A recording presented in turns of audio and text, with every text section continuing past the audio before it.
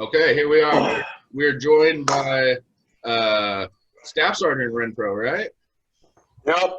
Staff Sergeant Renfro, also known as Warbag. Yeah. Yeah. Still am. So I was thinking about that today. Was Warbag a 1-4 nickname? Yeah. And has it stuck with you? Yeah. For the most part, man. Being a staff sergeant and everything, nobody calls you by your nickname anymore. I mean, except for like your buddies and shit like that. So, I mean, all my buddies from back in the day and everywhere. I mean, even in 2-7, yeah, they still use Warbag. Yeah. Crazy. Yeah. Well, duh. Yeah. I don't know why they should call you Staff Sergeant Warbag. That's what's so hard about that. It's not hard. Yeah, I know, right? Exactly. Jesus. So What's how wrong is with the Marine Corps? Have you guys nowadays in a peacetime, how is that going? I was always curious. It's boring. It's okay. Yeah. So here I am, right? I'm sitting here at freaking. All right. So military has all these freaking new initiatives that they want to do and shit like that, right? During the war, it was spending money, right? Spend. So they would freaking spend it on weapon systems, optics, gear, all kinds of cool shit. You know what I mean? Fucking Hell yeah. Operators getting quad nods, fucking M27, freaking infantry automatic rifles, fucking new grenade launcher systems and shit like that, like the freaking the M320s and shit like that, which have like a rotating fucking tube and shit instead of the fucking, breech loaded fucking, slide operated kind of fucking thing. You got Did you just say there's a new squad automatic weapon? No. The infantry automatic weapon is the new automatic weapon. So what does it look? What? Oh my god. Okay. It looks just like a fucking an M16A4, except that it's more like the HK416 in that it's not direct freaking gas impingement and shit like that on the system. It's gas piston pusher rod operated. So you know how that works out. The gas, so gas push piston operated. So the piston as it retracts causes the There's a pop up in there. It's like a circle, maybe. Yeah, kind of. Well, a little bit. It's more like a transfer of energy. So you remember how the direct gas impingement systems have this fucking gas tube that goes all the way back down into the freaking receiver and blows gas into this fucking node on the top of the bolt. Mm-hmm. Well, that little fucking receiver fucking node is not there. Now it's just a flat space, right? And on that flat space, I mean, it exists, but there's a freaking spring-loaded pusher rod that freaking has replaced most of that tube.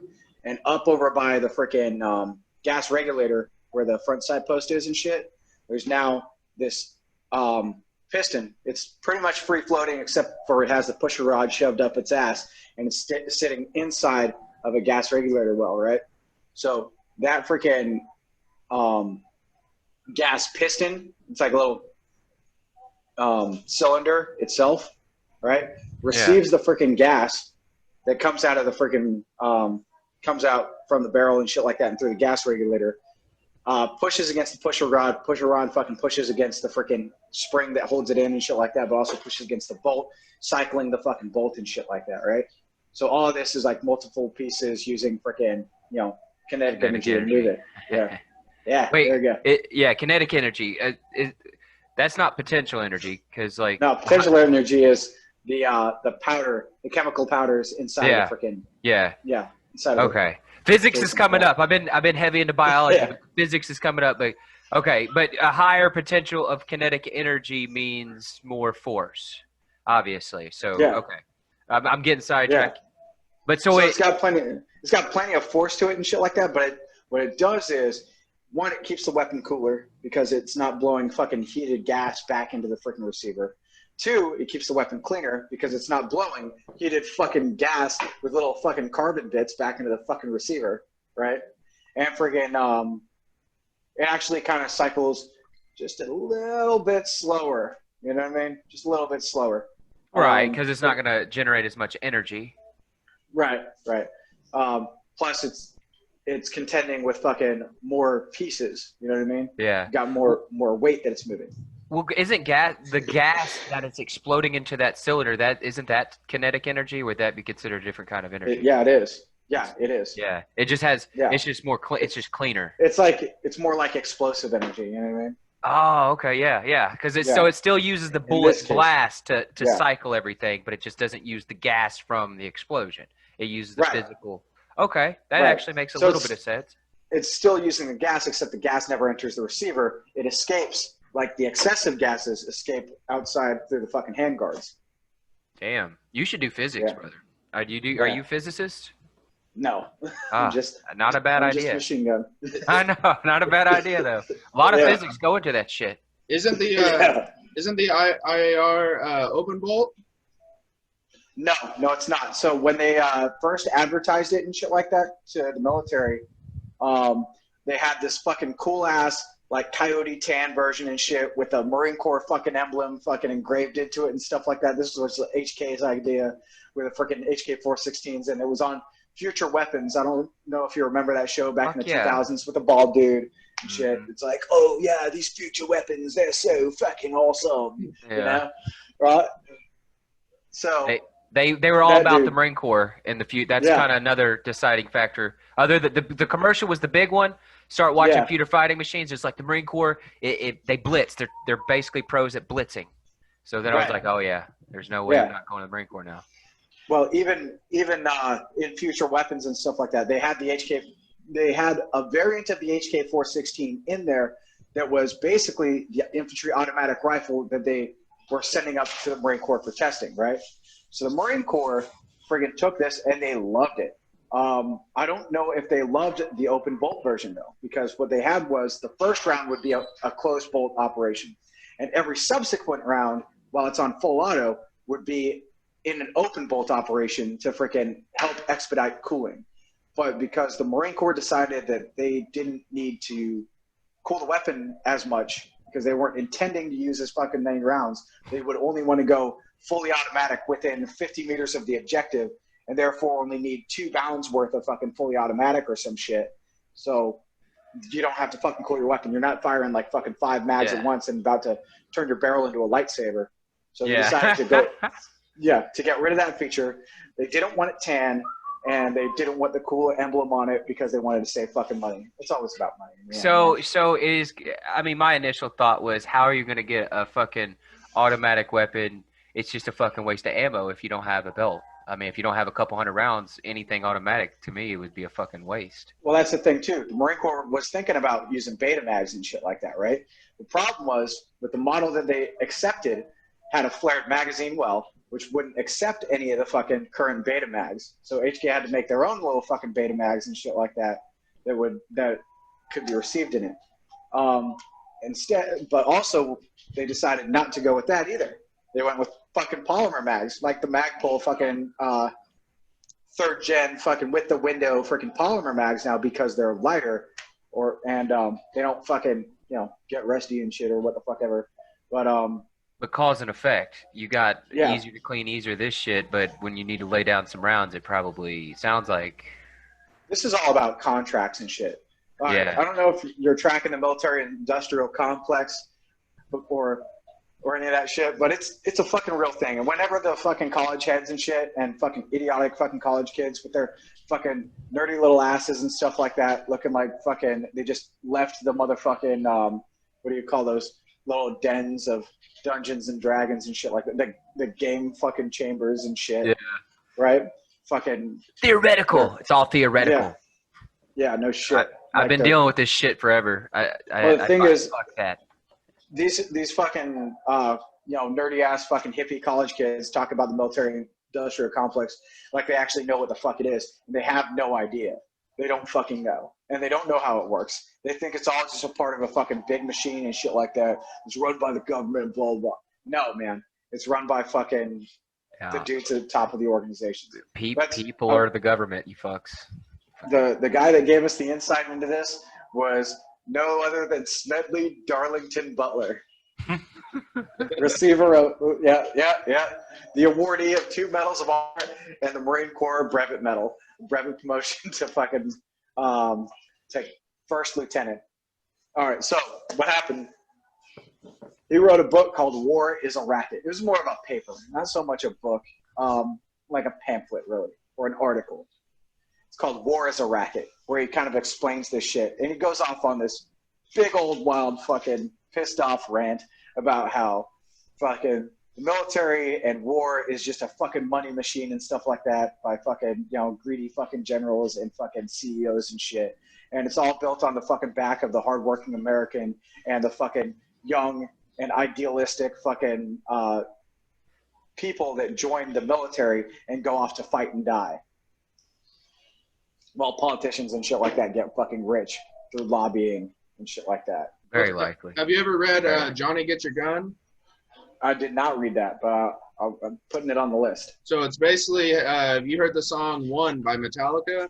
Yeah. So One is based off of the book Johnny Got Your Gun, which was basically an anti-war book written about World War I. Oh, Johnny Got His Gun. Yeah. Yeah. I heard about it. Yeah. God damn, dude. And it's basically like there's no punctuation. It's basically all one giant paragraph, and it's like 150 pages. But it brings up some shit when you're like, man, like if somebody would have listened to this, because basically the author got blacklisted because he put it out in I think he put it out in 38 or 39, and it was it was right at the start of World War II, so he was deemed anti-American.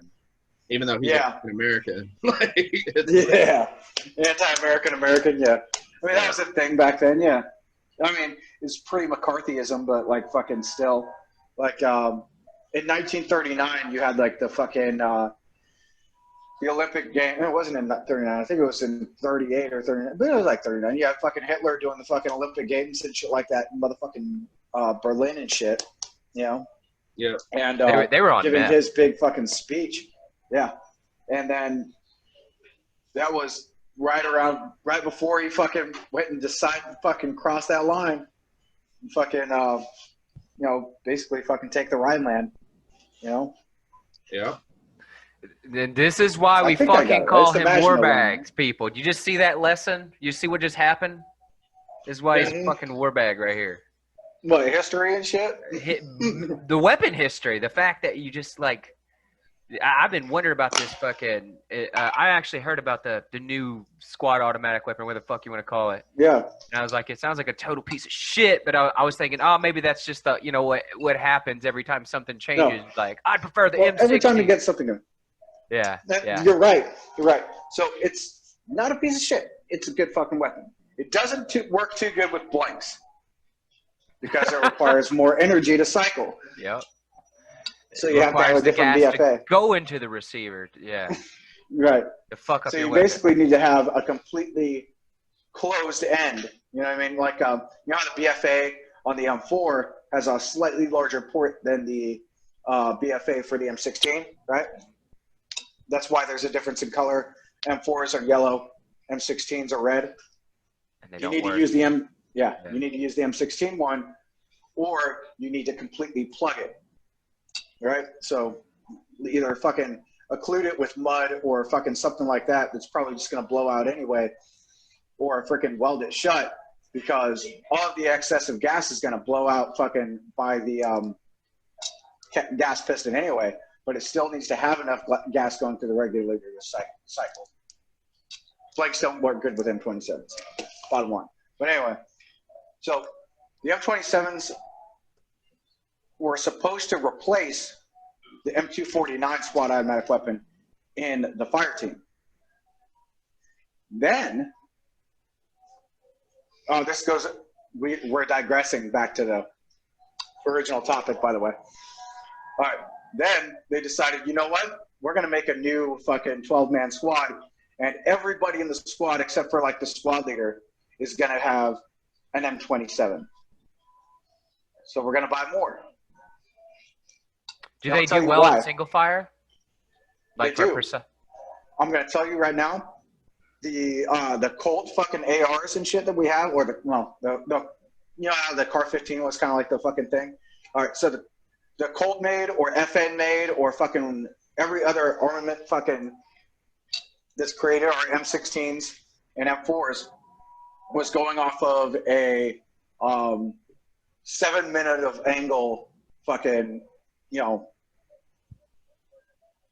margin for error as far as the accuracy of the weapon, right? So it really only needed to hold 7 minutes of angle. 7 minutes of angle is a pretty big fucking margin for error when you think about it. So a minute of angle, right, is an inch at 100 yards. So if you are off by 1 inch at 100 yards, that's 1 minute. If you have a rifle that is sub MOA, it's useful and you can use it as a sniper rifle. If it's 2 MOA, you can use it as a designated marksman rifle. So you'll have things like this, like the M14 or the Dragunov. Not quite sniper rifles, but good designated marksman rifles because they are sub 2 MOA. All right, and then you've got our M16s, which are accurate enough to fucking put a round in a body 500 yards away, but that's because the width of a man's chest is roughly about fucking 19 inches. 7 minutes of angle at 100 yards is potentially an error for 7 inches. But for our accuracy and shit like that, the way that we fucking zero our weapons, we try to get within a 3-inch group at 25 yards or a 7-inch group at 100 yards just to fucking pass a 0, right? Like, that's a pretty big. That's 7 inches is pretty big too. It's a pretty big. Yeah. That's a very. You could be a shitty shot. You could be a shitty shot. Multiply by 5. Yeah, multiply by 5, and how big is that? Like that's 7 times 5 is 35. 35 inches. That's like a whole ass fucking person. Yeah. So let's cut that fucking into thirds. 7 times 3 is fucking 21. 21 inches. It's reasonable enough to say you're still going to hit him in the fucking shoulders. So 300 yards is more like the max effective range of an M16 or an M4 rather than 600 yards like we say it is. Yeah, because Yeah, if it's a 7 MOA rifle. But most of them are 5 or fewer. Yeah. So that's the thing. So replacing it with M27s, which are 2 MOA rifles, is way better. So this new I suck at, I'm not gonna get the fucking the labeling, the M whatever. So the new automatic weapon, how far out can we reach and actually how far out can we reach out and touch somebody on a point target? Like I was saying, this one is 2 minutes of angle. The M27 infantry automatic weapon or infantry automatic rifle that we got is 2 minutes of angle. So you can literally reach out and touch somebody, no shit, all the way out to 800 yards. Holy shit.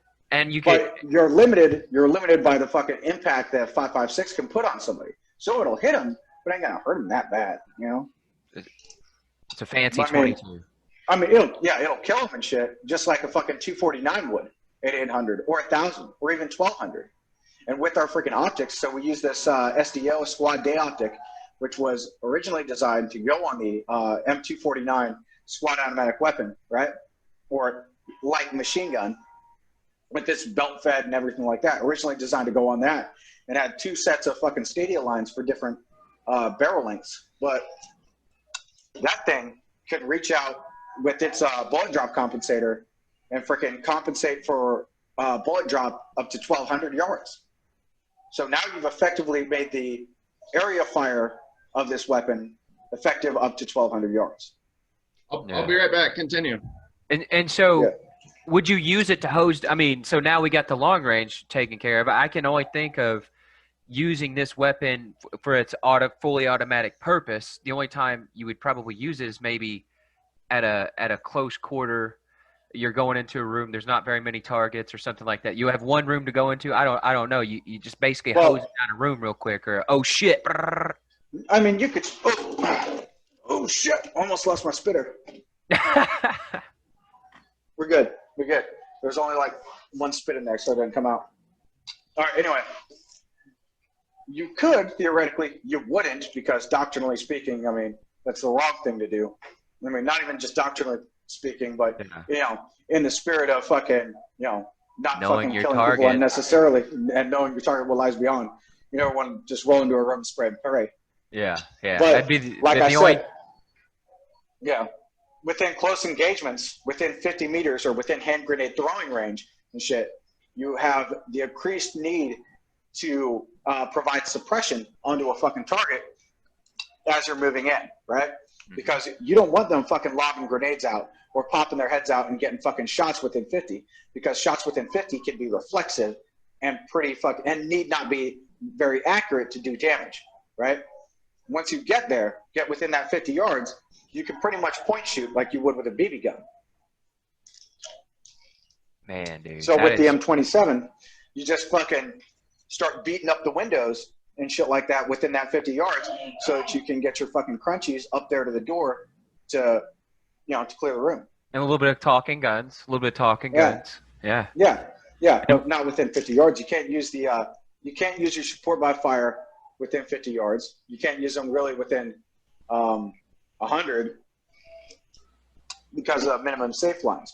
But because you have these M27s, you can create a base of fire at a fucking angle that's closer and shit like that, and fucking really just beat it up close in. And then, every person in the squad, except for you said one, right, has the ability to just unload godly amount of fire.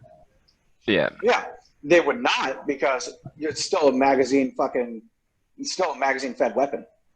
Yeah. So it's basically just it's a badass assault rifle, and these college kids play too much fucking Call of Duty. That's what it sounds like. It is an actual, when you think about it, it is an actual assault rifle. It is made for an assault or an attack, because you have the ability to fucking go from select fire from semi-auto to fully auto and freaking conduct this type of operation. Yeah, but you just don't ever click it on. It's like the fucking M16. You never put it on 3-round bursts, like, ever. Yeah, but you do within 50 yards. Within 50 yards, yeah. Yeah, they never taught us that shit. They should have. Yeah. But then we'd be just fucking blasted. Yeah. Also, we'd get better training. Yeah. It would be better training. Yeah. Within 50 yards, you really don't. Honest to God, I've been fucking with. I shot more guns in the civilian world, and have a bunch of rednecks here who know how to make shit into 3-round bursts and make shit into whatever. And within 50 yards on an AK, dude, you don't even have to look down the sight. You just fucking hold on to that, and 4 to 6 rounds burst, just that's it. And that's it. It's a 5-round burst. So this is what we teach. What we teach is a 5-round burst with these M27s instead of just fucking ripping on the fucking trigger until the whole mag's gone. Because it'll be gone in 6 seconds. Yeah. You just held the fucking trigger down. Like, no shit. Yeah. You couldn't. Have you tried? Have you fucking held the trigger down? And with the AK, there's no way I could hold the trigger down. All right. So we would train that. Like when we trained our 311s, fucking for the M27 and shit like that, we had basically a familiarization run where they would fucking stand 7 yards away from a fucking target, hold it fucking center mass on the fucking target, engage with a full fucking magazine on full auto. Damn, dude. Let you guys play. You guys play now? What the fuck? You got to get me the fuck back right? In, dude, give me the fuck back in. I only fired a 3-round burst twice in my entire time. One was in, I think one was in boot camp, so they could show you what it feels like. And then the second time was in Kuwait when we had like 100,000 rounds that we were trying to burn through. Yeah. So it's a position refinement drill is what it is. So refining your position so that you can freaking no shit, accept the recoil with your body and freaking unfuck yourself and shit like that for how you hold a weapon, whether you're a C-clamp or you're a fucking or whatever, or have a broomstick or some shit. Yeah. I had to learn some shit. I learned a lot of shit about shooting rifles. I mean, it's learned plenty, learned great fundamentals in the Marine Corps, but really it was after the Marine Corps is when I learned how to actually like shoot with like AKs and shit. Machine gun 50 cal, all day. But I got to play with AKs of all that shit. And so it sounds like your units. I mean, it sounds like even though it's boring, I'm not even in a fucking grunt unit right now. I'm at a fucking training unit, and I mean, I haven't been able to fire a rifle in like fucking 2 years because we don't have an armory and all that kind of shit. So I'm exempt for rifle qualification because of the unit that I'm in. I should be going back to the fleet next year. Yeah. And well, that's where you belong, bro. That's where you belong, dude. Well, right now I only have 2 years left in the fucking Marine Corps. So I have like maybe 1 year that I'm going to be able to deploy. And the next year after that, I'll be going through fucking TRS and have my fucking, retirement package put in and shit like that. Dude, if you fucking get any contracts though, you better call my ass, dude, for real. Yeah. I tried to get back in and everything. But they just weren't, it just wasn't the quota. The recruiters were lazy. I wrote my fucking congressman and they're like, well, you're, they're like, I'm at 40% disability. And they're like, well, you have to pay that back. I'm like, I'll fucking pay it back. Just, I don't give a shit. And they're like, no, we're not doing that shit. We were just, yeah. Wow. They were like, well, you're going to have to pay it back. There might be a law. I was like, I don't give a shit, man. I don't fucking give a shit. But hey, it's whatever. It's whatever. It's peacetime, dude. If it was wartime, they'd have been like, yeah, but, Yeah. But it sounds like. Thing. So, well, now again, at peacetime, like I was saying, we were fucking, we were getting all these cool weapons and gear and shit like that. And augmenting the Marine Corps and shit like that to have a better fucking system for fighting. Now it's about saving money. Now there's no war on deck. It's about freaking saving that money. So because we don't have a war to generate it, we don't have the support of the American people and of the Congress to keep the war. You have fucking presidential candidates running now on a no more fucking endless fucking foreign wars and shit like that kind of platform. And getting us out of them. And that's gathering traction from the American people. People like, even Donald Trump and freaking Tulsi Gabbard or freaking Pete Buttigieg and shit like that all ran on that same fucking, that same idea. Even though it goes against the freaking kind of like democratic principle and shit like that to fucking stay out of war. But it is what it is. Yeah, anyway. I mean... I would like realistically, like once we're done warring with ourselves, aliens have been dropped this year. Okay, like dude, the universe is, and if there is no aliens, okay, the universe has an excellent life filtration system, and we're fucked. But if there are aliens, I didn't mean to get into it. I'm just saying, there's always going to be once we start fighting each other. The resource of this planet's gone. We're going to have to start conquering other worlds. So we're going to need war, whether they like it or not. I mean, you got to work that Space Force, man. It's like Major Payne, right? When he's like, there's got to be somebody that needs some killing. Yeah, facts, right? There's always just... Here's another one of the ways that the Marine Corps is trying to save the money, right? And you guys are all fucked up and broken and shit like that. Fucking years in the infantry and the Marine Corps itself and shit like that have taken a toll on all of our bodies and everything. But right now, I'm in a course, force fitness instructor course that focuses heavily on freaking anatomy, physiology, biomechanics, kinesics, nutrition, and freaking injury prevention and shit like that and recovery, instead of freaking doing the old school kind of PT that we used to, where we take this fucking big ass log up to the top of that mountain while wearing your fucking gas mask and your flak jacket. Fuck them, right? And you take notional fire about 10 times along the way. And have to hit exactly. Yeah. So that's, and I liked it. I'm glad that I am glad that they went that route a little bit, because my fucking, I can't even throw a fucking football anymore. I can't even fucking throw. It's going to save $400 or $500 million a year from what I hear in freaking payouts to freaking disability claims. Yeah. Yeah. And that's cool. That's okay. That is okay. Yeah. I still think we got a lot of special privileges of the military. I mean, like my VA home loan, I got a ballin' ass house because of it. So, I mean, $500 million a year is a drop in the bucket compared to the fucking deficit and shit. You know what I mean? It's only is it $500 million? Yes. But it's $1 trillion times 27 that we're in the fucking hole. So, yeah, it's a little fucking drop in the bucket. Yeah, that's what I mean. I think veterans should get a home pension. Like, you should, if you served, you get to go get a badass house at least. Yeah. Like, we cover a house payment, something like that. Not just fucking. Yeah. You have to take advantage of your college benefits because college is fucking bullshit. Yeah.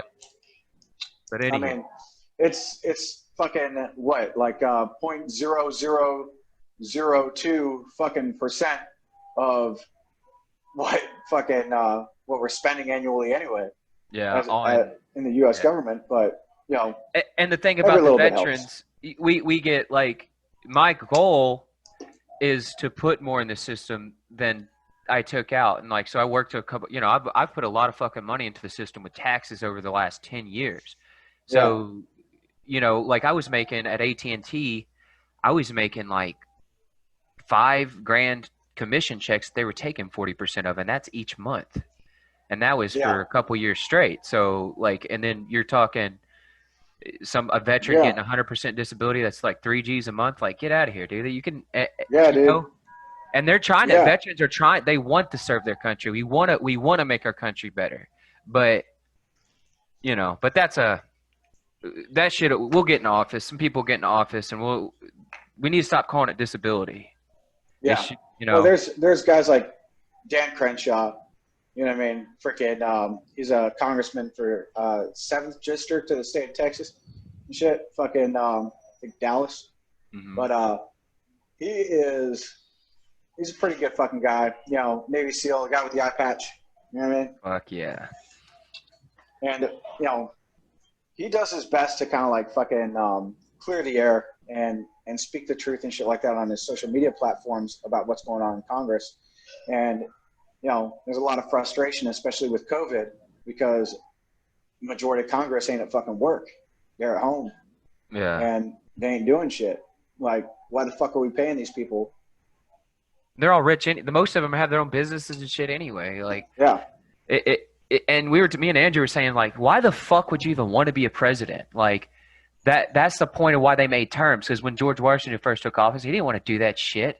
You know, he's like, what? I just want to smoke opium or whatever the fuck they did back then. Like, you know, and I think when they get in, you could see, look at Obama, man. He was all young looking, and after that 8 years, bro, he looks better now. When Bush Jr. got in, he looked young and spry, and 8 years later, he was fucking like crispy.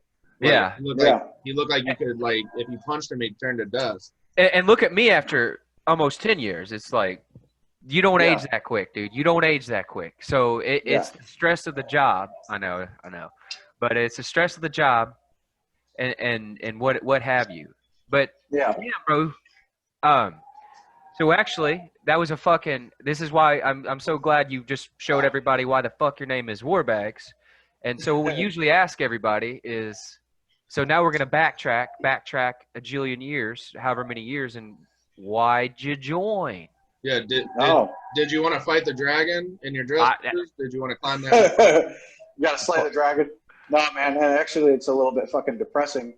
And I'm going to fucking go ahead and put out this fucking this warning that this is not a good reason to fucking join. But I've always been kind of I've always seemed like a pretty fucking happy and upbeat dude and shit like that. Yeah. That's not who I am. Not on the inside.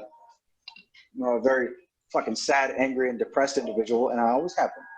When I was a kid, I didn't see a very fucking good future, and everything, my entire outlook on all things was pretty fucking bleak, and there was a war going on, and I thought if there's a pretty fucking decent way to die, besides having a fucking tree fall on me, or die in a fucking car wreck, or motorcycle accident like anybody else and shit like that in my hometown, because murder ain't gonna happen there. I might as well be at war. So I decided to join for a good and honorable death. Yeah, man. And what year was that? What year did you join? 2003. Okay. Hopefully that's changed. You should have children by now, so that should change.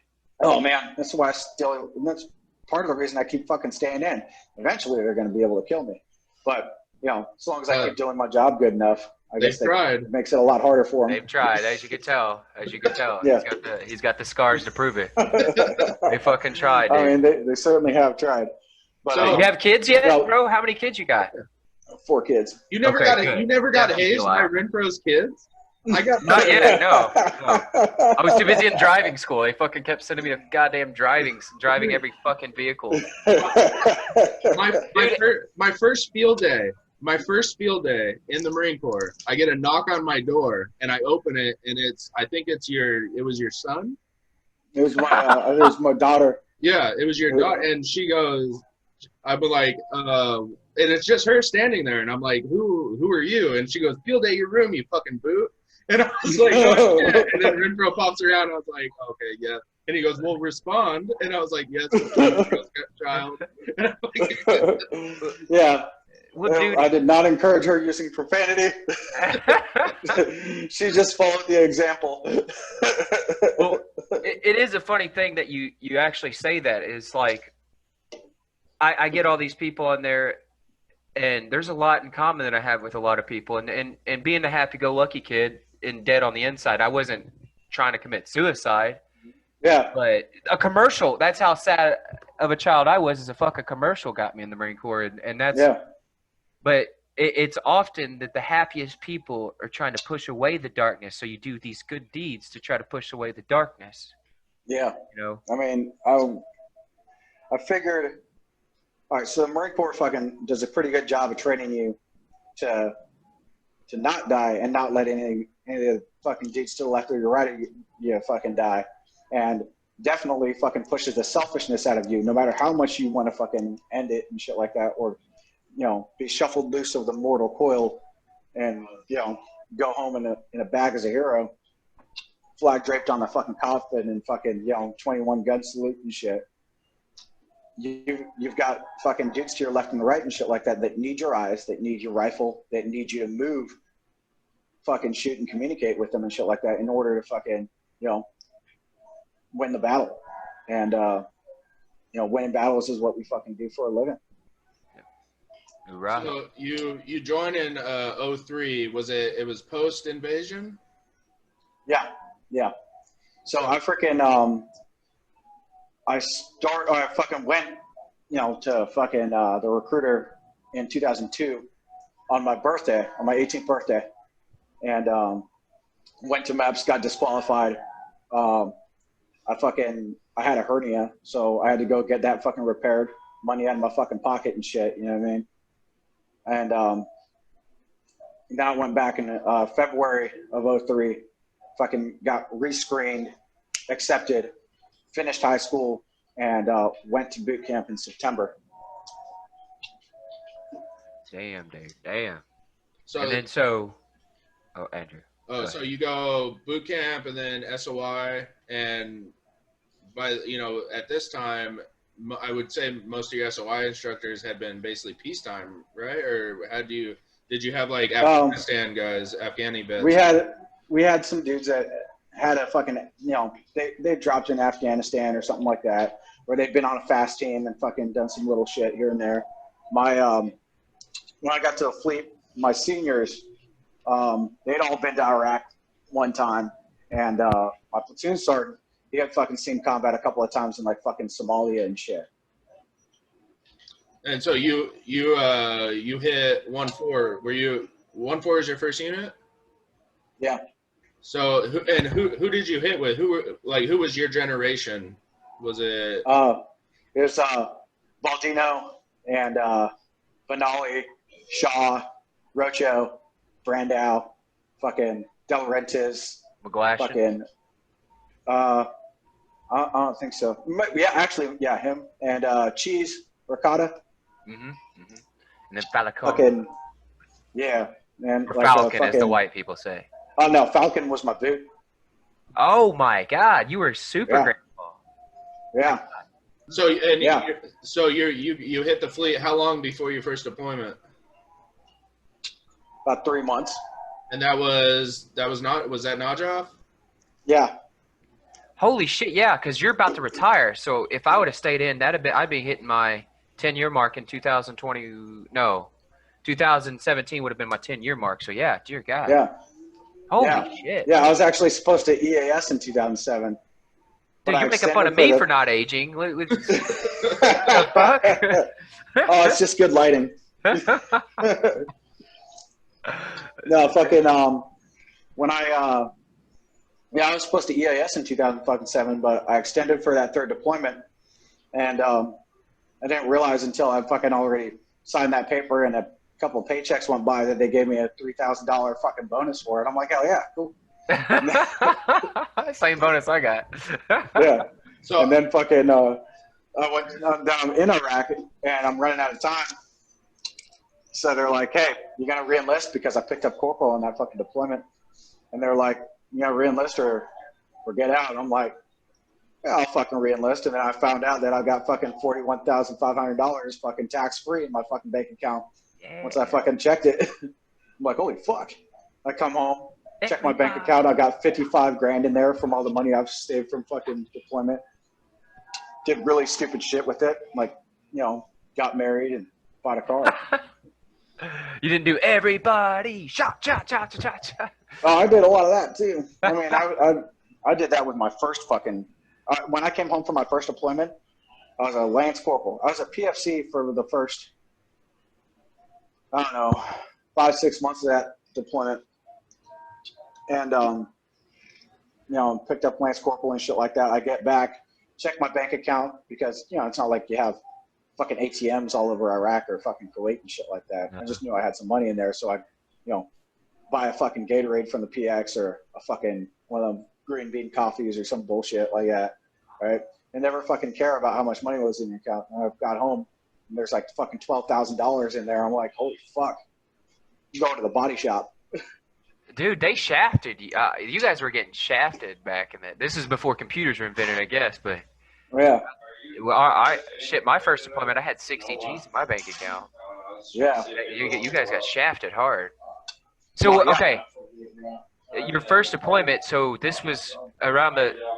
Was this close to Phantom Fury? I mean, after no, it was Phantom Fury. Oh, and my first deployment was also Phantom Fury. So we fought the battle under Joff, and then we went up north to Fallujah to support Phantom Fury.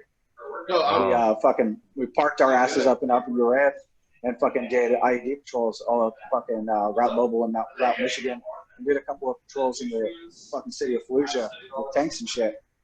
And we held a screen line while they were ingressing forces and shit into it. So I want to, if we could back up, I want to talk about Najaf, if you're willing. Because I was talking to Joey before this about how, you know, you hear about Ramadi, you hear about Fallujah, and Najaf gets kind of swept under the rug a lot. And you don't, you know, I never knew about it until I met Shaw. And he sat us down and we watched the like History Channel documentary that they put out, and he told us about Sergeant Reynoso. One of my recruiters was actually in Najaf with 1-4. He was with Alpha. Who was he? At the time, he was Sergeant White. Okay. Yeah, I don't really know that guy, but yeah. But he also knew Sergeant Reynoso. And so I had heard that name before. So Shaw and I kind of talked about it a little bit. But like, if you're willing, like we had Sergeant with 3-1. Is that me? No, it's good. That was probably me. Go ahead.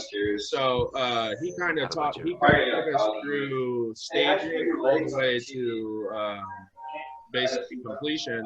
Like, would you be willing to talk about it? Kind of that. Yeah. So like we did a fucking few workups and shit like that, you know, and they were all like amphibious shit, you know what I mean? Fucking roll on LCACs, hit a beach, fucking, you know, complete our fucking mission essential task list for a fucking VRT and everything like that as part of a MU. None of that training translated whatsoever to what we had to do in Iraq. So when we got to Kuwait, they basically fucking told us, like, listen, we're going fucking, you know, full speed ahead and shit like that, fucking from Hawaii all the way to fucking Kuwait, and then we're gonna stop there and we're gonna do fucking SASO training, right? Security and stability operations training. That's where we first got all of our training for freaking what you call it, for like detainee handling, fucking vehicle checkpoints, fucking, you know, snap VCPs, fucking all that kind of Iraqism fucking training that we trained everybody else on and shit like that. Fucking formations, fucking counter IDF, counter fucking sniper shit. A little bit of mount training and shit like that, but not a lot. That kind of stuff, you know what I mean? Prepping ourselves for it and getting away from the conventional mode of doing things, but still being task organized as a cat, right? So spent out about 2 weeks there, and then we had to fucking bolt on a bunch of fucking armor onto our trucks, right? the fucking the little L-shaped doors and shit, they were like a 1/4 inch of fucking steel or some shit, and the fucking little fucking soda can shaped fucking Thunderdome turrets and shit, and the little fucking blast shield that goes in front of the gun, all those things. And were you a gunner? Yeah, I was a gunner initially and shit, and then they pulled me out of the gun and made me a gib to put Burns up there, who had already had experience in the gun in Iraq on the previous deployment. He was a senior gunner, and why the fuck not? You know what I mean? They figure, all right, the comm guy can drive. You know what I mean? Yeah. So I'm like, all right, cool. I'm a boot, so I'm a gib, right? The guy in the back, ammo bearer, TO fucking dictates that that's the right way to do things, right? Since the gunner is supposed to be kind of like the second senior man of the vehicle and shit like that, second to the fucking vehicle commander, but owns the fucking truck when it's in contact, and the vehicle commander is fucking fighting the whole fucking truck in position and then freaking communicating with the adjacent vehicles, you know? And the rest of the squad, or the rest of the section in there. All right, so, is that guy talking? That's with you, Renfro? Yeah. Okay, just checking. Yeah. All right, so what happened was, oh, wow. Can't fucking, I shouldn't start a sentence with what happened was. It's all right. We're not politically correct. If you watch some of our podcasts, I point out I'm not politically correct. I might say some stupid fucking shit, but I'm willing to unfuck what I just said. You know what I mean? I got to refresh my Copenhagen. 1 sec here. The Marine Corps has kept you fucking sharp, by the way. The Marine Corps has kept you pretty sharp. Quick. Yeah. Oh, yeah. Oh, man. All right.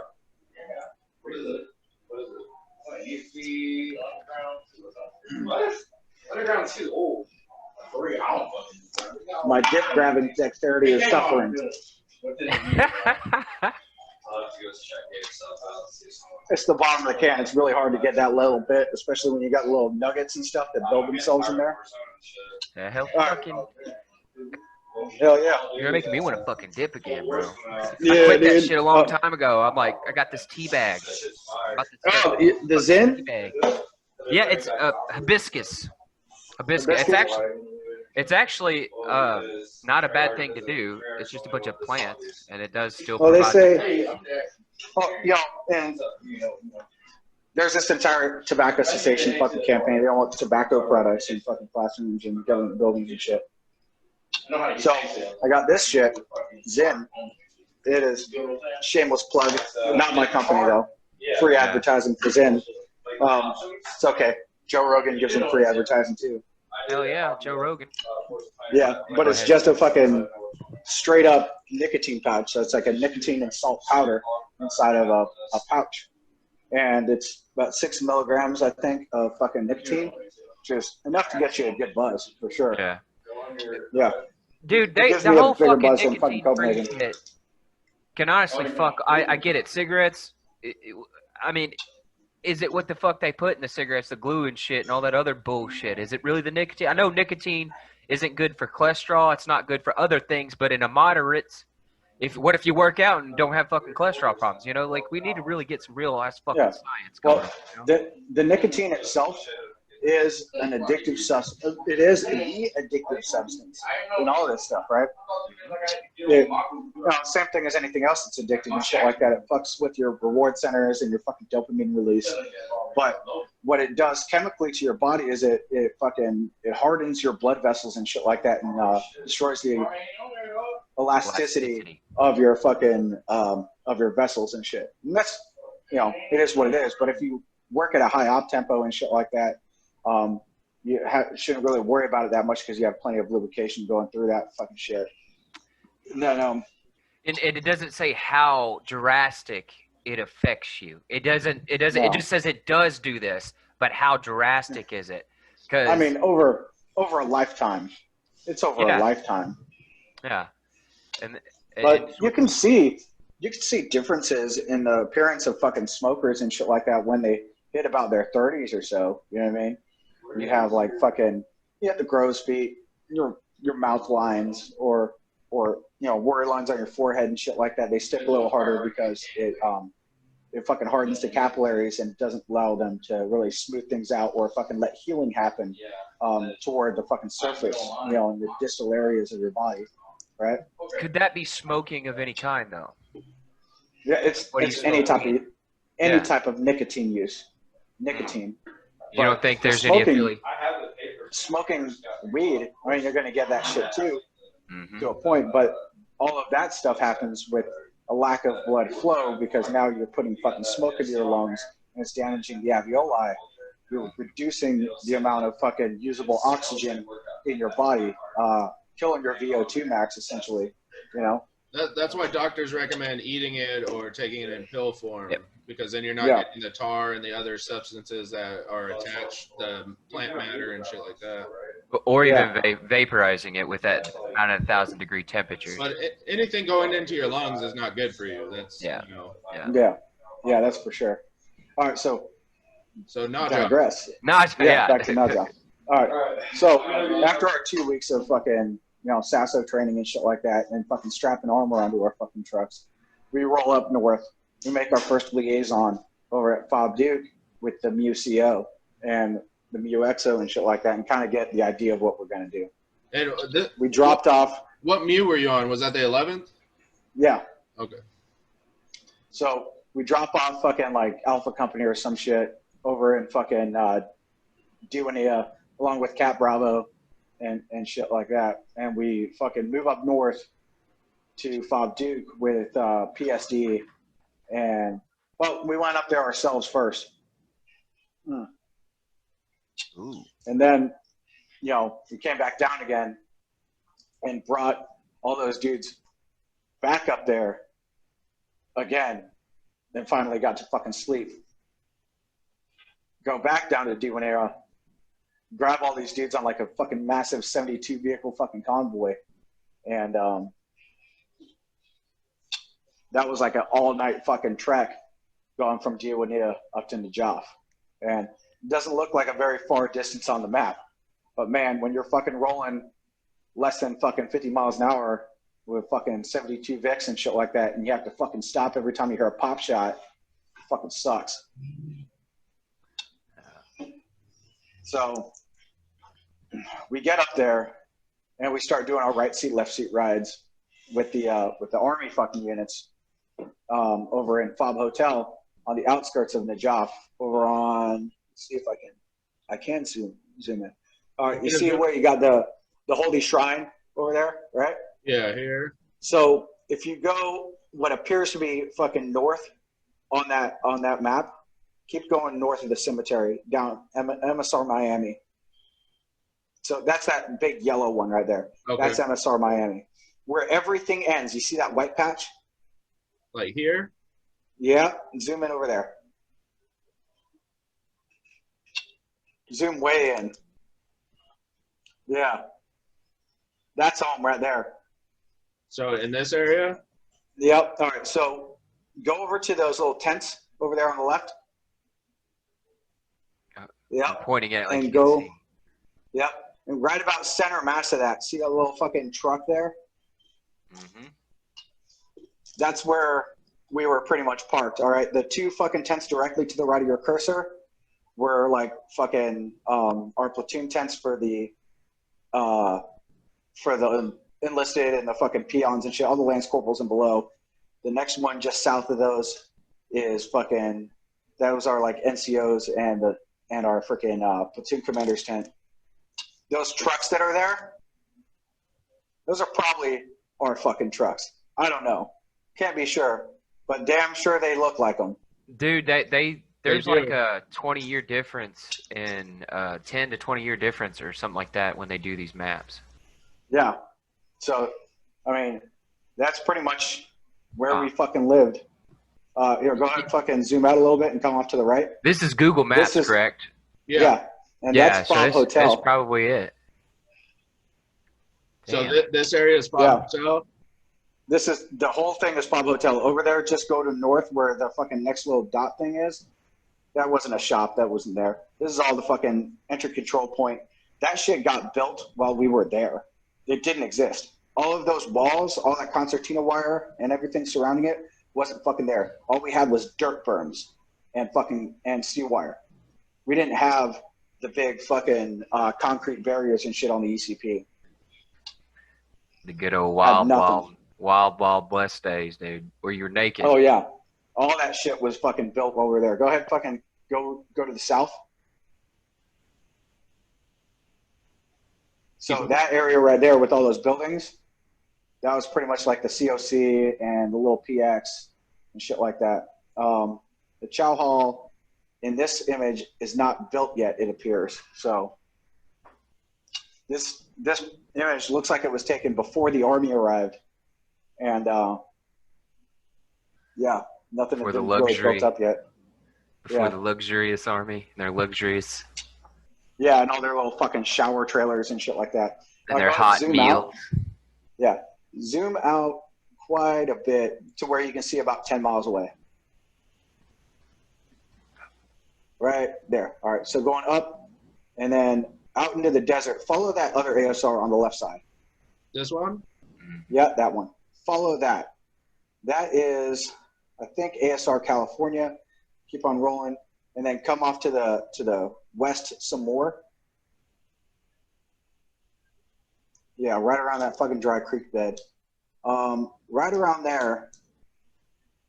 Keep going out. Should be able to see another fob around there somewhere, and it would be Fob Duke. I think it's that cluster just below 22, which I think is Boston. No, that ain't it. That's just a fucking thing. Actually, that might be it. Well, it says Fortress here. Yeah, that's a fortress, but I don't think that's our thing. Might could be. But anyway, don't worry about it. There's a campground. You guys want to go camping? Yeah, right? There's a fucking campground.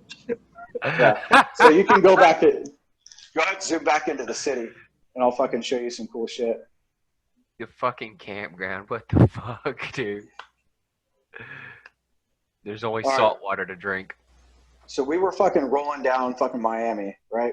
We did our right seat, left seat rides and shit like that, right? Go into the city to where you can see the revolutionary traffic circle. And yeah, there's a revolutionary traffic circle. Boom. Go ahead and zoom out just a wee bit. Here? Keep coming out. We want to see the cemetery. Okay, so this one? Keep on coming down. Give me a uno momento. Baby is screaming. Yeah. All right, there we go. Right there. Here? Hold there. Yep. Okay. Okay. So in this area right here, you see that big triangle? Yeah. Here? Yeah. That is about fucking where, just on the right side of where your cursor is, that's where the traffic circle is. Okay. So everything to the left of that MSR where the word Najaf is all cemetery. Yeah. The whole fucking thing. Right? That's the revolutionary traffic circle where that green thing is. And if you follow that road off to the fucking right and go toward where you see that fucking clearing, right there by the clearing, that's where, about where the JCC was. It's like a joint fucking command center fucking thing where we had these Salvadorians and freaking National Guardsmen and shit like that. And we dropped some dudes off there. We were fucking patrolling around that big old fucking square around Miami, the traffic circle, into this area and shit like that, and a little bit more. I don't know exactly where the hospital is. Here, not in Karma. Go ahead, go back down.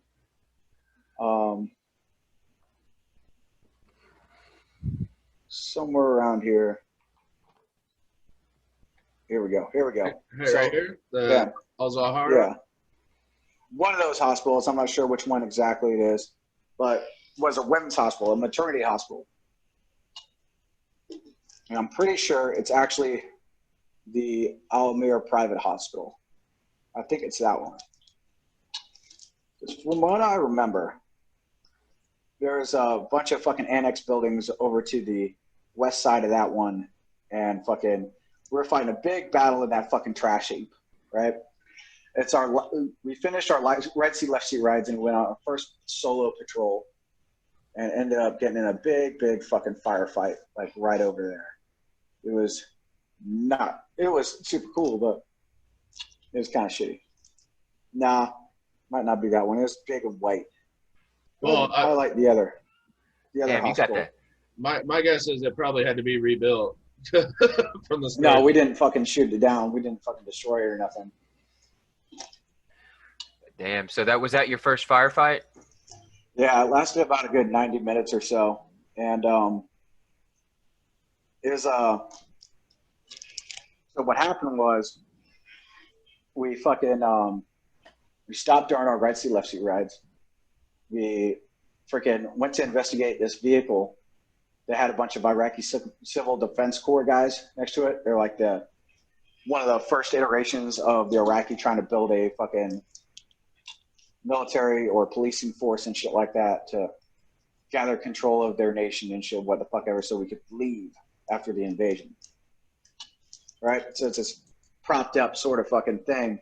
And they got like fucking AKs and really shitty fucking Jeeps that are old fucking Republican Guard or Fedine fucking vehicles and shit. And there was a couple of their vehicles stopped next to this fucking red car, so we stopped to check them out. After making several other stops to talk to elders and see what the fuck was going on around the city. What we saw going on was the Mahdi militia out there, like a bunch of fucking mafia gangsters, fucking shaking down fucking local shops for protection money and freaking standing out on the fucking street corners in the old city with freaking like AKs and RPGs strapped to their fucking shoulders and shit like that, just thugging it out, you know? And saw this red car over here that was just full of, the trunk is full of weapons, you know what I mean? Like AKs, PKs, RPGs, shit like that. We're like, the fuck? You know what I mean? So we just, a quick short halt, fucking assess the situation, started fucking reporting and shit like that. And then they started fucking shooting at us from the hospital. So we fucking busted into a fucking hammerhead or a immediate action drill and shit like that, where you put your trucks into a fucking L shape, returning fire, and all that shit. And, you know, and fought those fucks for about 90 minutes, killing 40 to 80 of them. I'm not sure. Hoorah. I think it was about 80 of those motherfuckers. And, I mean, you've got 8 trucks and shit like that with 50 cals, Mark 19s, fucking tows, 240s, 249s, AT4s, fucking 203s and shit like that. Just fucking, you know, dumping rounds at fucking bad guys. You were fucking launching tows? Like just... Not that day. We didn't launch any tows that day. No. Okay. I was going to say, that's $100,000. $100,000. Not that it's a big deal, but yeah. Bro, you know what tows are, people. It's $100,000 a round. Yeah, it's a fucking sweet missile. You said this was your first firefight? Yeah. So what was it like that first time that, you know, you hear that zip or that fucking, that ping behind you, or, you know, what is that? Oh, man, I was like, I was pretty fucking excited, you know? I guess I was too excited to be scared or anything, you know what I mean? Like, fucking, of course it's kind of like, you know, a fear for your life kind of part and shit like that, because you might get hit. But at the same time, you're like, oh my fucking God, I get a car for this. Yeah. Yeah. You're thinking about that fucking $4 that you're gonna have to spend next time you do a uniform inspection to get your new fucking. Yeah, pretty much. And yeah, to get that pretty little blue, red, and yellow ribbon, you know. But yeah. And for you people who want to chant baby killer, if there is any, I want you guys to pay close attention to these motherfuckers. We're shaking civilians down, okay? So yeah, we got a little killer in us, but we focus that shit to kill the right people. Yeah. Well, they fucking engaged us first and shit. Yeah. And they didn't just engage us from fucking like windows and fucking buildings. They had that and shit. You know, there were dudes fucking running from the hospital into the annex buildings and shit like that and firing on me specifically from there. And that's where I fucking smoked my first dude. Like, so it's in this area, like around here? Yeah. Yeah. So fucking the dude fucking ran, or 3 dudes ran from the hospital into the adjacent building. They had things in their hands. I couldn't fucking tell what it was, so I didn't fucking smoke them right off the bat. They're about 75 to 100 yards away. You know what I mean? And, you know, I got fucking really foggy, shitty, full of sweat fucking eye pro. The Oakley clear lenses and shit that we got fucking handed, you know what I mean? The pointy ones, like the not the half jackets, but the M frames. Yeah. So, I mean, and they didn't come with like ops drops, so they would fucking like just fog up like crazy and shit. And I thought I had 20/20 vision until years later when I found out that my fucking vision had declined severely. But I think then I still had 20/20 vision. I could see pretty good. Probably from wearing the fucking glasses. Well, no, it was more like fucking having my eye on a fucking pass 13 for fucking every hour of a night or several nights. The blue light, or whatever, the straining, like all the straining of the eyes you're doing for looking for that shit, you know, IEDs, whatever the fuck, then, attention to detail. You really put your eye muscles through a lot of shit. Yeah, that and fucking having fucking nods on all hours of the night. Like, if your eye wasn't in the fucking pass 13, I mean, it's looking through your 7 Bravos, and now you're fucking blinded both of them, you know? It's why I keep my computer on constant night mode. Try not to lose my vision. Yeah. So, fucking these dudes didn't just have these, like, firing at us from windows and shit like that first set of fucking dudes. They started shooting at us. I mean, I fucking shot that dude fucking straight off. He crumbled up and everything and fucking died, and that was kind of cool.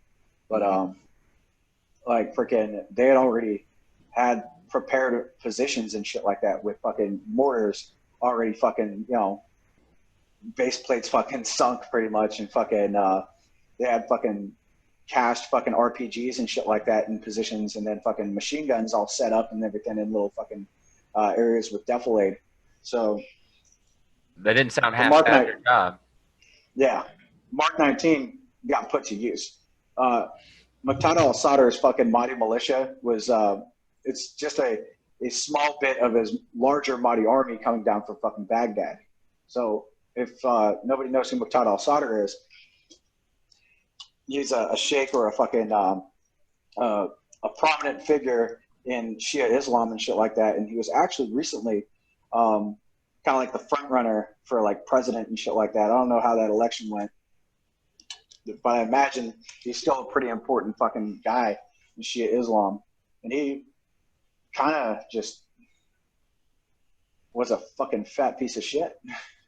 It's a little fucking mafia don. Yeah, so he's basically his Mahdi army. He's basically the mob boss that controls the city, right? Yeah, he was. Because Najaf is a fucking big Shia city, or predominantly Shia, because of the mosque itself and the cemetery are freaking basically fucking, you know, Shia structures. You know what I mean? It goes down with bloodline. I've heard different accounts that they believe that supposedly Muhammad is buried in this cemetery, wasn't it? Or some like buried. No, it's not Muhammad. Muhammad's buried in Mecca. He was born in Medina, but it's like very important. Muslim people were buried there, right? This Imam Ali guy is buried out there. I mean, so the Wadi al-Salam fucking cemetery and shit like that is, you know, the burial place of fucking the guy that the shrine is named after. Okay. All right, so freaking so these dudes are kind of like, you know, just defending a big fucking religious fucking city and shit like that. It's, you know, a prominent feature for them. So it's key terrain, you know what I mean? Just because of its importance. Yeah. There's several other mosques and shit like that, like the Kufa Mosque or the fucking Tori Mosque and shit like that all around there. Like you can see that the mosque in the circle, and you got the fucking other one over here by the right next to where the word Najaf is. Hit that. Just here. Slide a cursor right on top of that one. Najaf. That is. Yeah, I remember that one. That shit was in. So that area is kind of like an amusement park. There's a fucking Ferris wheel over there or some shit.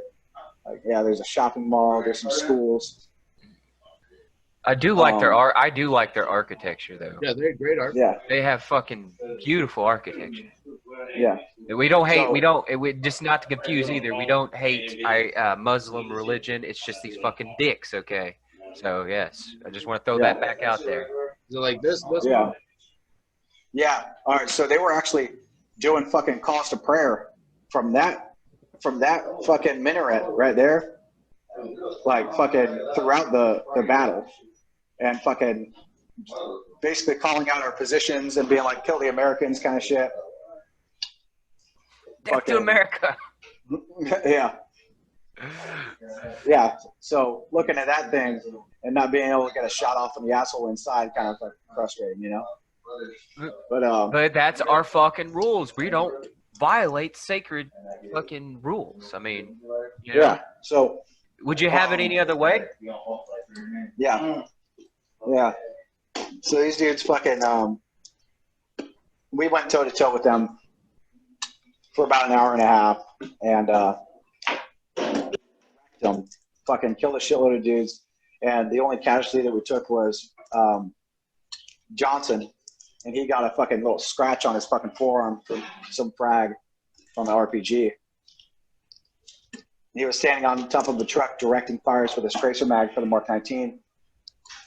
And one of the fucking RPG fucking dudes from the machine gun position popped up, fired that bitch at him, it fucking dug into the deck just below the fucking semi-truck that he was standing on top of and fucking, you know, sprayed him with some frag.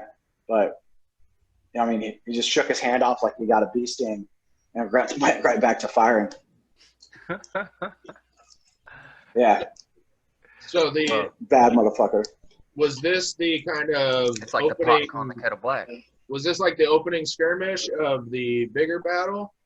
Yeah, that was the opening skirmish. That's what started that gangster shit. So from there, I mean, Sada and his fucking minions and shit like that were all pissed off, and they were fucking bitching at the freaking UCO, and the BC was fucking pissed off too. So it was just like, you know what, you're in the playground after school.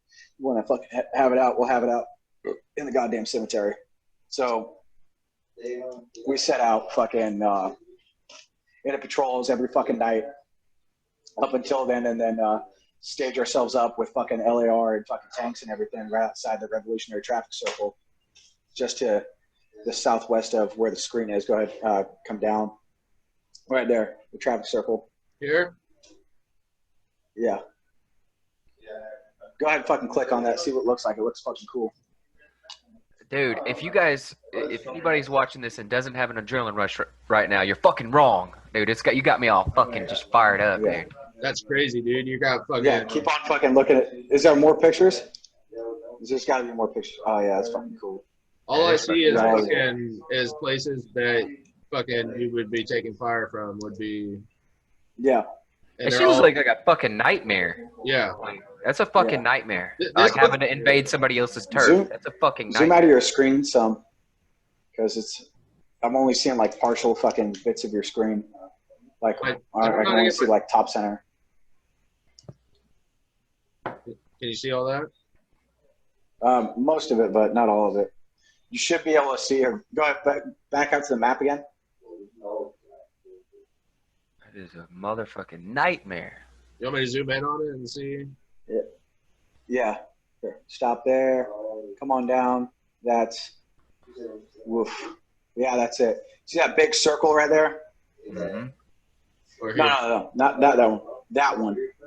Okay. That's the big fucking traffic circle. If there's anything to click there to look at that thing, I don't know.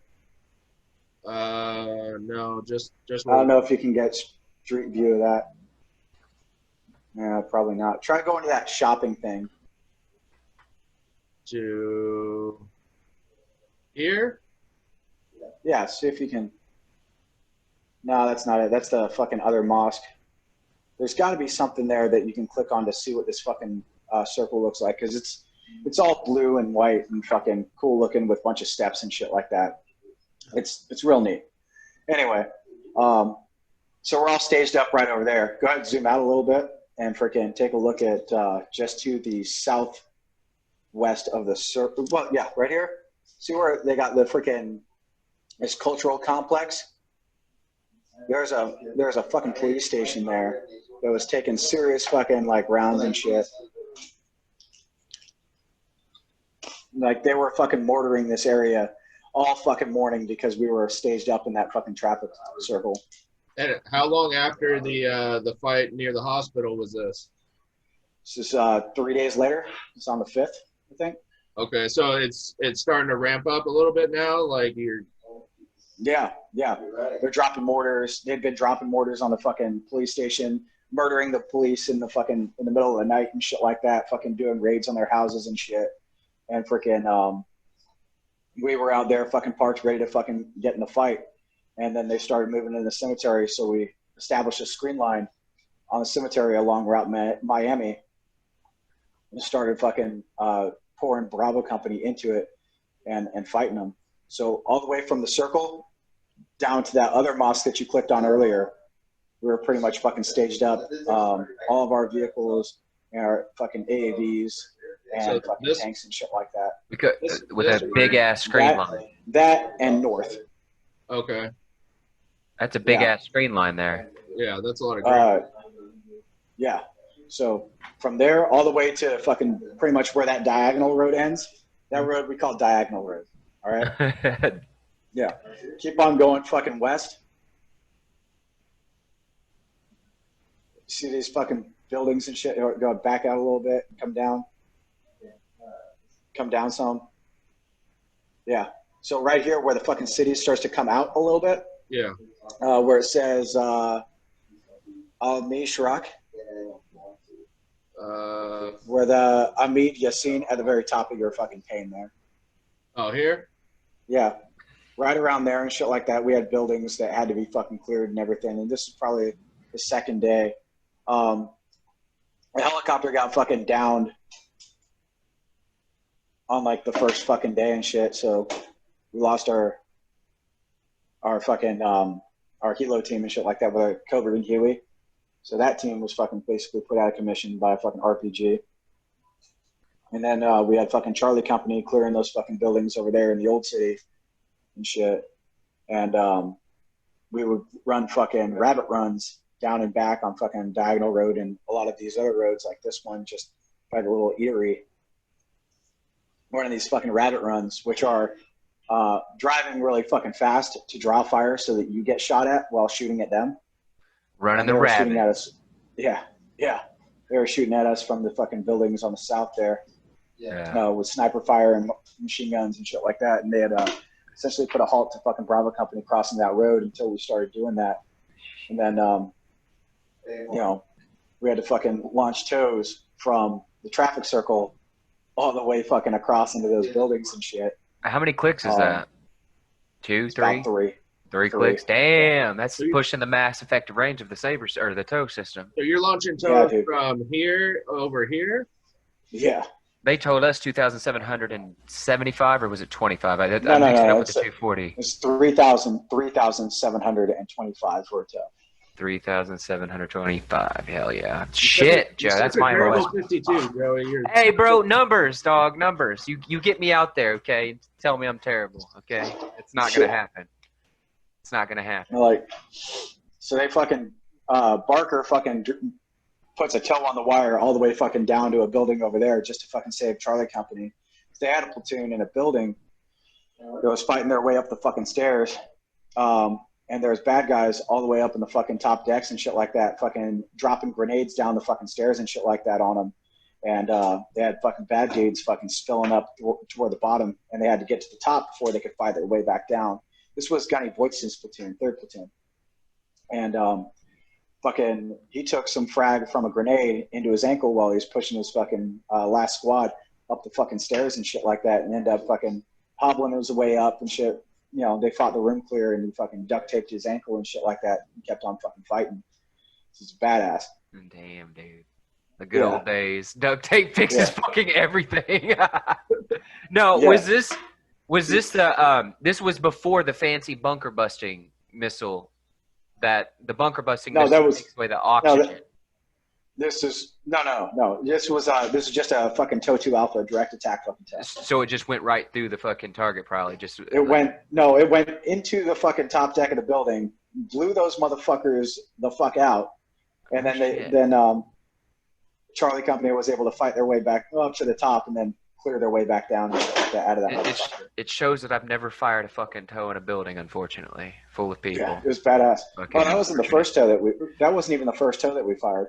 Back over the fucking circle, just south of that fucking revolutionary fucking traffic circle, about 200-300 meters or so, there was a fucking forward observer that was fucking calling out our position and shit like that in the fucking traffic circle and walking mortars onto us. They're like, oh, they're fucking Iraqis. They don't know how to walk on mortars. Bull fucking shit, they don't know how to walk on mortars, because they were fucking coming in. They were fucking missing us by 100, by 75, by 50, and just about the time they were fucking dumping them right on us and shit like that. So were they 60 millimeter mortars coming at you, or 80? No, they were like fucking 61s. 61s, okay, because 80 would have been a whatever the fucking day. Yeah. So the Russians, their fucking rounds are usually just a tiny bit bigger, so that we can't use their shit, but they can use ours. Yeah, so but a 61, if I'm not, they don't have 80 has a kill radius of like, I think it's been a long time, but 80 has like a 50-meter kill radius, don't it? Yeah, and like these 60s, they got about a fucking 30. 30, yeah, 25, 30, yeah. So shit, 50 is like you're still getting concussion by it, yeah. Yeah, they're fucking getting pretty close. So Barker fucking puts a toe on a wire down to this freaking FO position and shit like that. The wire goes the wire is always like a little bit slack and shit like that on those things, and it hangs down and it completes its circuit on a fucking low-hanging fucking electrical wire that was crossing the street, and ends up air bursting fucking short of the position. So Burns, being fucking cool as fuck, just starts dumping Mark 19 into this fucking dude's tower and fucking kills him. That's for, if anybody doesn't know what the fuck that is, it's not Call of Duty where it shoots like very slowly. You're shooting grenades at 350 at the cyclic rate, 350 rounds per minute. 325, 375, yeah. 370, yeah. So, so he's getting a fucking just volley of grenades. It's like dunk, just fucking. And then you can feel the boom, boom, boom, boom when they impact the doo, doo, doo, doo. Yeah, because it's a 40 millimeter grenade, so it's creating a fucking casualty radius of 15 meters, kill radius of 5, but it's still a fucking grenade, so it's a pretty good fucking explosion and shit. You know what I mean? You can hear the thwap of a fucking hand grenade pretty fucking far away. You know what I mean? When you're getting it's creating all the shrapnel and shit too, which also makes noise when it hits shit. Yeah.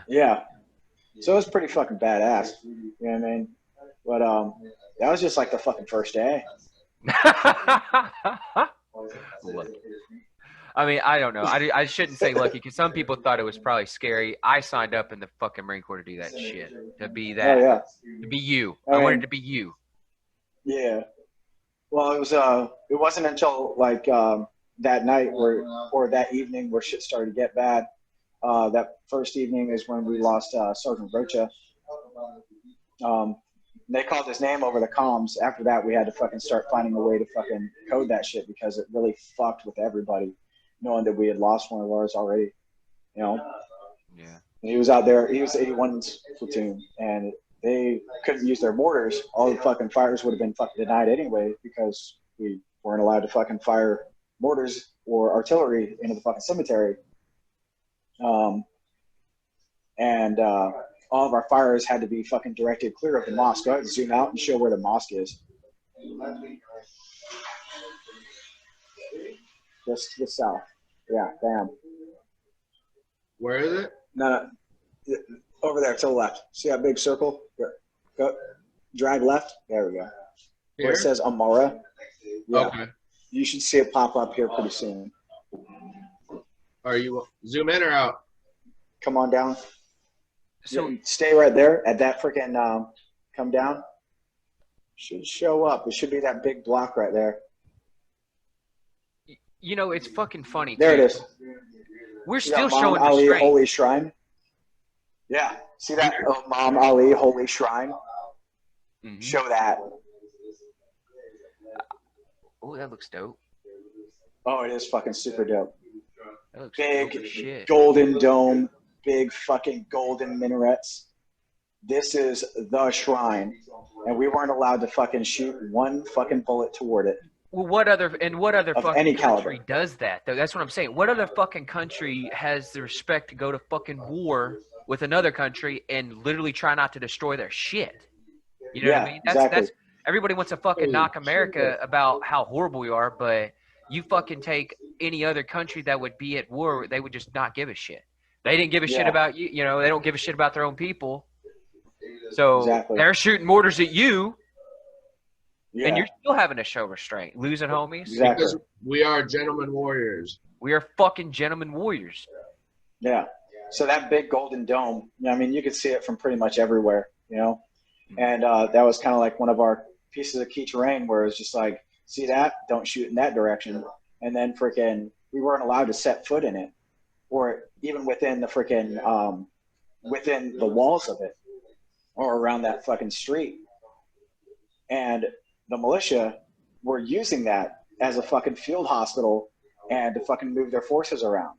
So there's a big subterranean system underneath the fucking cemetery and shit like that. Below all those fucking graves and roads and shit like that, there's these fucking systems of fucking tunnels and catacombs and shit like that that they were using as weapons caches and shit like that to fucking move their guys around and rearm and refit. I remember Shaw telling me that, you know, they would be taking fire from here, and then, you know, that those guys would, you know, disappear, and then all of a sudden you're taking fire from behind you, and it's like, holy shit, like, where are they? They're just it's like almost he compared it to the Viet Cong would be just popping up here and there.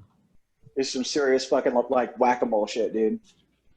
They're everywhere. Isn't that how Reynosa was killed? He got somebody like popped behind him. So in the nighttime, like they fucking pushed out into the fucking cemetery with like with one of the sections and shit like that, pretty much like a squad fucking reinforced of fucking dudes from 81s, and he was like, you know, acting fucking squad leader for it. Well, he was the squad leader for it, and then came up behind him and fucking just shot him in the fucking head from one of those holes. That's crazy. And for people that can't really see it, each little square is, you know, that's all concrete and fucking. Yeah, those are all little bricks and shit like that, little fucking sandstone bricks and shit that are all freaking built into there. Those little freaking mausoleums, they'd have snipers on them and shit, or fucking machine guns in elevated positions. Like, so they were using all these fucking teams. This is no shit the City of the Dead that we were fucking fighting in.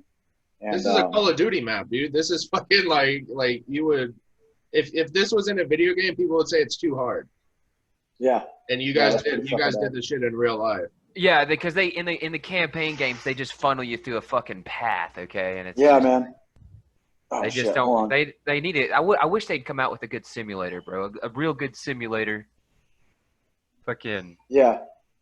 Yeah, dude. But that's the fucking gist. Here, let me get back to you here real quick. I gotta go and I gotta do some work, but I think I gotta leave you guys there, and we can do a part 2 later on. You better come back, man. You can't. You got me like with an adrenaline boner right now. Yeah. I'm gonna go punch the tree. I have a karate tree. I'm gonna go beat the shit out of it. I gotta do some work. I got a buddy waiting on me and shit like that, and we're working on a project together.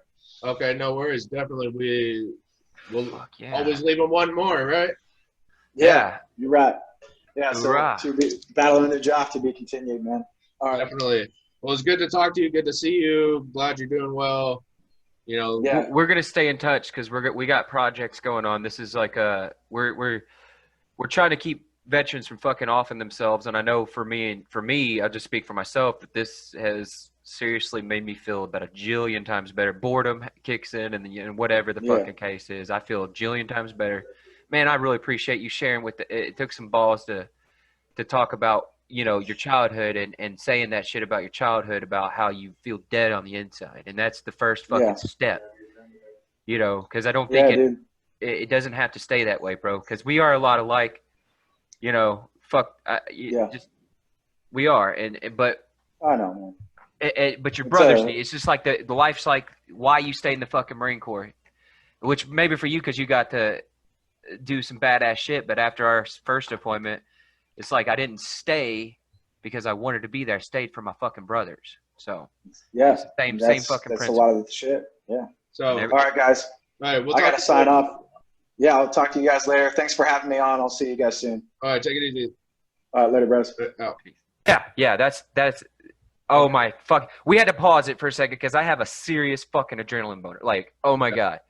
So basically, for people that don't know, we've never heard this shit. Like, you don't talk about this shit, and like he was super senior to us.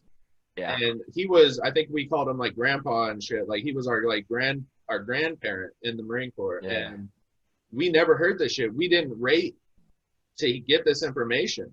Yeah, this is like, huge. Yeah. So well shit, you always what about you civilians out there that Pop never talked about? So that's what we're doing here. We're providing an environment for we're gonna branch out. But we're providing an environment where people can fucking talk, and I want other people to listen. And the big thing is like, we're not so fucking different. But it's also, you can get your history from a history book, or you can listen to the dudes that were there. Like, Stafford's episode, if you want to learn about Fallujah, go listen to that, dude. You will learn about Phantom Fury. You will learn. I didn't know that they did feints and that they did fucking mock invasions and shit, and then fucking totally switched the game and went from south to north, and then launched from the north. Like that shit. I would have fucking taken a bullet. I still would. I would have fought fucking, because me and Stafford had a badass time together on Red Beach powwow, and that was the first time we'd ever actually hung out. But for the most part, I stayed fucking pissed off at Stafford. I did. I like, he's your brother, but I stayed pissed off and didn't like him. But after he told me all that shit, I'm just like, it really gives me some fucking closure. So we'll pick up with Renfro next time when he's available, and we'll pick up at Najoff. Basically, I want to hear about more of the cemetery and shit like that. And then hopefully we'll figure out why we got. I don't know if anybody noticed, but there's. He's talking about everybody else being badasses, but he's got a little. That's why I said it. He's the pot calling the kettle black. Yes, so, he has. Yes, we haven't even scratched the surface yet. Not even scratched the surface. Yeah, definitely. Even as the little amount that we know, we haven't scratched the surface yet. Yeah. But for now, I'm clear. Joe, you clear? I'm all clear, brother. Out.